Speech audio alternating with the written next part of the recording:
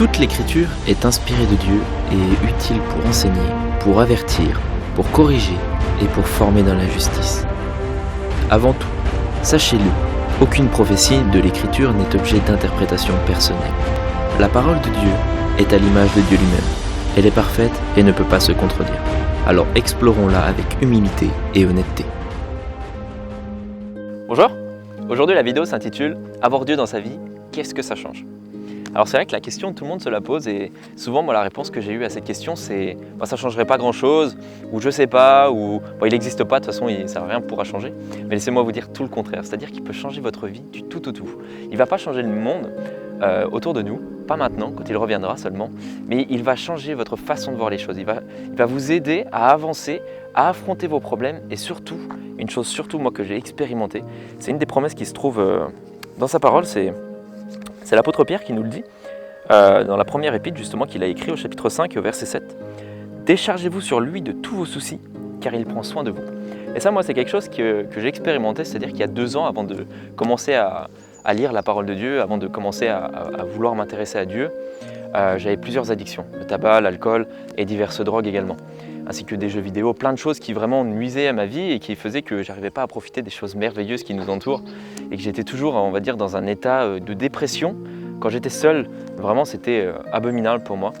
Et un jour j'en ai eu marre, j'ai crié à l'aide parce qu'il faut savoir que j'ai essayé plusieurs choses, des médicaments, des cures, plein de remèdes qui ont été totalement inefficaces ou alors efficaces pendant un court terme jusqu'à ce que je replonge.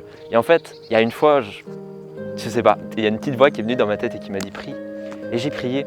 Et à ce moment-là, toutes ces choses, ces addictions nerveuses, pour ceux qui sont addicts ou qui connaissent, vous savez que quand on est addict à certaines drogues, par exemple, on peut faire n'importe quoi pour en avoir. Ne serait-ce que même pour du tabac. Il y a des fois, il s'est passé des choses dingues pour une cigarette en fait dans le monde.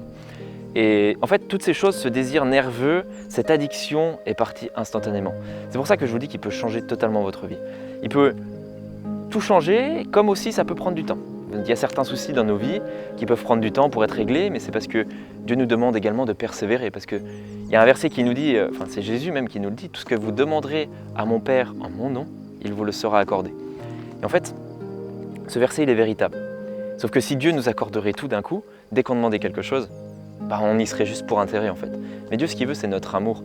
Et c'est pour ça que des fois, il y a des choses qu'on peut lui demander, on a besoin de persévérer. On va les obtenir. Là-dessus, c'est sûr et certain.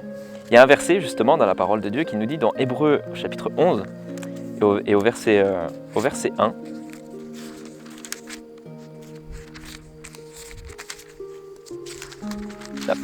Voilà. Or, la foi, c'est l'assurance des choses qu'on espère, la démonstration de celles qu'on ne voit pas. Et ça, c'est la définition en fait de toutes ces choses. C'est-à-dire qu'on ne les voit pas, on ne sait pas, mais on y croit. On y croit et ça va permettre à Dieu d'agir pour nous et de tout nous donner. Moi, il y a des choses que j'ai demandées, que je reçois seulement, des améliorations, par exemple, des personnes qui m'entourent, que ce soit au niveau du caractère, que ces personnes puissent se rendre compte des erreurs, par exemple, qu'elles font, etc. Dieu répond, Dieu m'aide et Dieu améliore ma vie au quotidien. C'est quelque chose de merveilleux et il attend qu'une seule chose, c'est de le faire également pour vous. Il attend que vous lui demandiez, que vous fassiez le pas et que vous alliez le voir.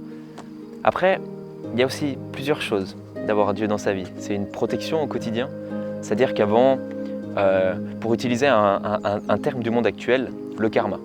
C'est-à-dire que j'avais entre guillemets un mauvais karma, sans savoir que c'était en fait, à chaque fois que je faisais quelque chose de mauvais, c'était Dieu qui malheureusement ne me punissait pas, parce que Dieu n'est pas comme ça, mais du fait que je faisais quelque chose de mauvais, je poussais Dieu en fait à me rejeter automatiquement, jusqu'à ce que je puisse revenir à lui et me rendre compte de mes erreurs. Et en fait, quand malheureusement mes fautes mettaient inimitié entre moi et mon Dieu, certaines choses arrivaient de mauvaises en fait. C'est-à-dire que là, j'attirais des gens qui étaient pas forcément fréquentables, j'avais des mauvaises fréquentations et en fait, c'était tout un enchaînement et j'avais l'impression d'être dans une spirale en fait infernale. Sauf que depuis le jour où j'ai commencé à lire la parole, tout ça, ça a changé en fait. Tout s'est amélioré. Mes relations, je rencontre que des gens formidables, des gens qui ont besoin d'aide, des gens à qui je peux apporter, que ce soit sur un point de vue spirituel, des gens qui sont en recherche ou alors juste sur la santé, à travers plein de choses en fait. Je rencontre des gens qui veulent mon bien en fait. Il n'y a plus ce genre de personnes qui sont là et qui veulent votre mal en fait. C'est-à-dire que Dieu, il va prendre soin de vous Et ce n'est pas quelque chose qu'il va faire à moitié. Il va le faire pleinement et c'est tout ce qu'il attend. C'est tout ce qu'il veut, c'est de prendre soin de vous. Mais malheureusement, on a une mauvaise conception de qui est Dieu à l'heure actuelle. On voit plus Dieu comme un Dieu qui va nous punir, comme un Dieu qui veut contrôler nos vies, comme un Dieu qui ne fait rien, sauf que Dieu, il agit. Dieu, il agit et c'est justement... il veut votre amour en fait.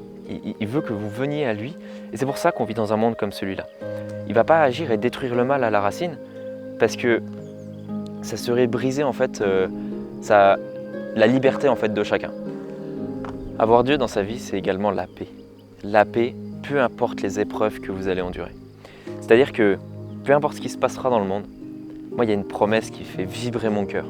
Elle se trouve dans Ésaïe 54, au verset 10. C'est une promesse magnifique, où Dieu nous dit « Quand les montagnes s'ébranleraient, quand les collines chancelleraient, ma bienveillance pour toi ne sera pas ébranlée, et mon alliance de paix ne chancellera pas, dit l'Éternel qui t'aime. » C'est-à-dire que peu importe ce qui arrivera au monde, peu importe même si tout s'écroulait, qu'il n'y avait plus rien, Dieu serait là et il y a une porte qui reste ouverte. La porte de la grâce, comme on l'appelle. Celle par laquelle n'importe qui peut entrer grâce au sacrifice que Jésus-Christ a fait pour nous à la croix. Cette porte, elle reste ouverte peu importe les situations, peu importe ce que vous avez fait, peu importe qui vous êtes, cette porte, elle est là et Dieu attend juste que vous ayez envie de l'ouvrir. Il se tient à la porte, il frappe en espérant que quelqu'un l'entende, afin qu'on lui ouvre la porte et qu'il puisse rentrer. Alors si vous entendez son appel, si vous voulez changer votre vie, n'hésitez plus parce que c'est maintenant. Dieu il est là, il se tient prêt et il veut accomplir ce qu'il a accompli dans ma vie, mais également dans la vie de millions d'autres personnes. Il veut vous aider à surmonter ce monde. Parce qu'à l'heure actuelle, les événements sont peu rassurants. Mais avec Dieu, je peux vous dire que vous avez la paix, peu importe ce qui se passe. Et c'est une paix comme vous ne pouvez pas trouver sur ce monde. Et c'est un verset que Jésus dira dans Jean 14, au verset 27. « Je vous laisse la paix, je vous donne ma paix. Moi, je ne vous donne pas comme le monde donne. Que votre cœur ne se trouble pas et ne s'alarme pas. » C'est une promesse que j'ai expérimentée aussi après des fois des déceptions amoureuses, des chagrins d'amour ou autres sortes de problèmes. C'est-à-dire que je me voyais vraiment enseveli sous une montagne de problèmes. Et j'ai invoqué cette promesse, j'ai demandé à Dieu, Seigneur, donne-moi ta paix. Et je peux vous dire que la première fois que ça m'est arrivé, j'avais l'impression d'être un robot. C'était la première fois vraiment que j'étais en paix comme ça, qu'il n'y avait plus tous ces soucis qui venaient de partout et que je pouvais juste dire « Waouh, ok », réfléchir tranquillement et me dire « C'est incroyable en fait ce qui se passe ». Et ça, il la donne à n'importe qui la lui demande, il donne cette paix. Et en plus de cette paix, il vous fournit une joie, un amour constant en fait. Mais pour ça, il faut le rechercher, il faut le désirer. Et c'est pour ça que vraiment je vous invite encore une fois à faire ce pas. Moi, j'aime bien prendre aussi une petite image. C'est-à-dire qu'en fait, Dieu, en envoyant Jésus-Christ, il nous a donné un chèque à tout le monde. Sur ce chèque, l'emplacement où il y a l'argent, c'est marqué vie éternelle. Sauf que pour l'instant, le banquier, il n'est pas là. Le banquier, il n'est pas là, on ne peut pas l'encaisser. Mais au bout d'un moment, le banquier, il va revenir. Et quand le banquier va revenir, et même avant, il faut être prêt, il faut se tenir devant la banque pour que quand au moment de l'ouverture, on puisse donner ce chèque au banquier. Moi, j'aime bien utiliser cette image parce que, en fait, le banquier, c'est Jésus-Christ en fait, qui va revenir et qui donne la vie éternelle à tout le monde. Et pour ça, il attend qu'on le recherche en fait. C'est-à-dire que là, si vous recherchez Dieu, si vous voulez donner ce chèque justement à Jésus pour recevoir votre vie éternelle qui vous est due, il faut chercher la banque. Cherchez la banque, ici vous avez le manuel, le mode d'emploi, si je peux dire, pour aller jusqu'à la banque, attendre exactement l'heure et le moment où le banquier va revenir pour que vous puissiez encaisser ce chèque. Alors, est-ce que vous voulez recevoir ce chèque? Est-ce que vous voulez faire partie du royaume de Dieu, avoir la paix continuellement, cette joie et cet amour constant? Et bien, si c'est oui, demandez-lui. Ça prend 5 minutes. Vous avez juste besoin de croiser les mains, de faire une prière, de lui demander. Et tout ce que vous demanderez au nom de Jésus vous sera accordé. Alors je le prie pour qu'il puisse vous bénir abondamment et qu'il puisse vous accorder tout ce que vous lui demandez. Bien sûr en accord avec sa volonté. On ne va pas demander des choses mauvaises à Dieu. Dieu est un Dieu d'amour et un Dieu bon. Alors soyez raisonnable dans ce que vous demandez.